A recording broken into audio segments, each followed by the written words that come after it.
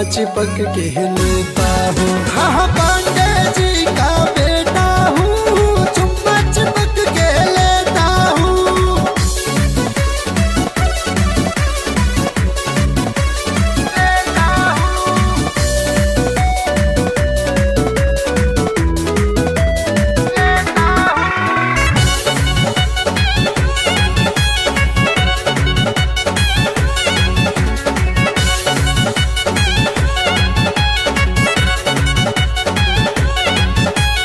नैन तेरा नखरीला है, दिल बन बैठा ये दीवाना रे।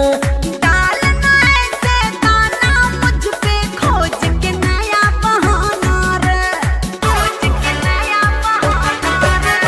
नैन तेरा नखरीला है, दिल बन बैठा ये दीवाना रे। डालना ऐसे गाना मुझ पे, खोज के नया बहाना रे। मेरी बंजाल भर तू आ जा इधर, तुझे बाहों में आज भर लेता हूँ। पांडे जी का बेटा हूँ, चुम्मा चिपक के लेता हूँ। हाँ पांडे जी का बेटा हूँ, चुम्मा चिपक के लेता हूँ।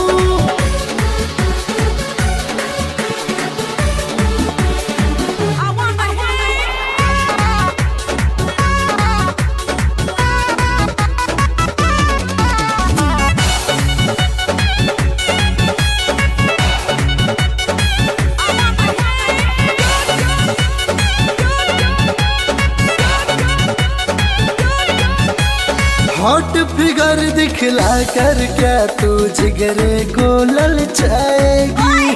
तुम जैसे परवाने को ये परी हाथ ना आएगी, परी हाथ ना आएगी। हॉट फिगर दिखला कर क्या तू जिगरे को ललचाएगी।